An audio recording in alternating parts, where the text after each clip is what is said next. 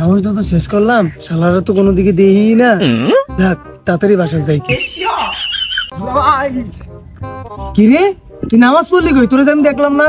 আরে দুলা ভাই আমি তো ইমামের পিছনে দাঁড়াইছিলাম, আপনি আমার 3 কাতার পিছনে দাঁড়াইছিলেন। কই তোরে তো আমি দেখলাম না। আরে দুলা ভাই আপনি তো সালামি দেওয়ার ডরে ডরে ফলি আছিলেন, এই লিগে আপনি আমারে দেন। যাই হোক এটি বাদ দেন, এখন আগে কোলাকুলি করি। দুলা ভাই সালামিটা দেন আমার। এর লিগে ডরে আছিলাম, এটাই হইলো। এই ধর নে। এটা কি দিলেন দুলা ভাই? আপনি যে দিন দিন কিপটা হয়ে যাইতেছেন, হাতের ডোয়া দিয়া দেন। তুই তো আইসি তুই আমার ধ্বংস করতি। এই লো দেন দুলা ভাই। এবার ঠিক আছে, এবার আমরা দাঁড়ান, আমি গেলাম।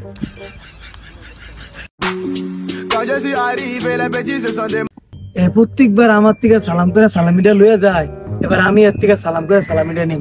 এই শালা এদিকে আয়। কি দুলা ভাই তাকে কি আরো দিবেন? প্রত্যেকবার তো তুই আমার থেকে সালামি নিলি, এবার তোর থেকে আমি সালামি নিব। মুরব্বি মানুষ কি আর নেই আমরা। তোরা তো সালাম করছিস, এবার তুই আমার সালামি দে। সালাম যেহেতু করে লাইছেন তাহলে তার কিছু করার নেই, সালামি আপনি দিতে হইব। আমি জীবনে এত টাকা কেউ সালামি দিই না, যেটা আজকে আপনি দিব। আপনি চোখটা বন্ধ করেন। দে দে দে। দুলা ভাই চোখ খুলবেন না কিন্তু, আপনি ঠায় আমি দিতেছি।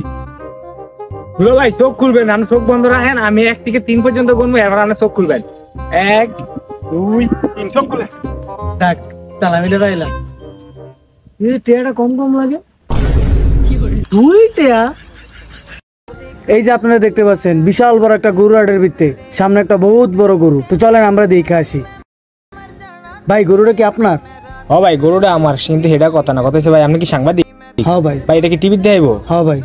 ভাই আপনি একটু দাঁড়ান, আমি আইতাছি। যাইন না ভাই, আমি আইতাছি। A few moments later.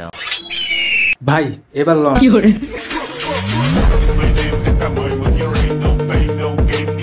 কি রে বেটা, কোরবানি দেস না তোরা এবার? হ্যাঁ বেটা, গরুর যে দাম 1.5 লাখ টাকা দিয়ে দিছি একটা, তোরা দেশ নাই?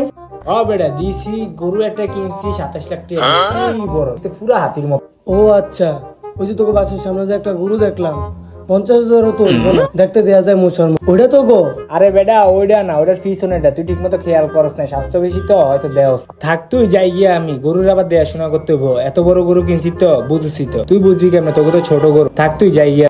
হ্যাঁ, রোজার ঈদে বসুন্ধরাতে মার্কেট করবো গিয়া ফুড়েতে মার্কেট করে নিছে। হ্যাঁ এখন 27 লাখ টাকা দিয়ে গরু কিনবে। ভাবি গোশ দিবেন নাকি দিয়ে দিছেন? আরে ভাই সকালকার থেকে গোস্ত দিতে দিতে পাগল হয়ে গেছি, যা ভাগ। শালার গোশ দিবি না ফকিন্নি শালা, গালি দেওয়ার কি আছে? শালার সকাল থেকে ব্যবসা লস, এই একটা বাড়ি আছে। এ ভাই গোশ দিবেন নাকি দিয়ে দিছেন? আরে বন্ধু তুই গোস্ত নিতে এসেছ, আয় আয় আয় আয়। ভাই আসসালামু আলাইকুম, চিনছেন আমারে? হ্যাঁ তুমি? আচ্ছা দাঁড়াও। কই গেল? এই লো। এটা কি দিলেন ভাই?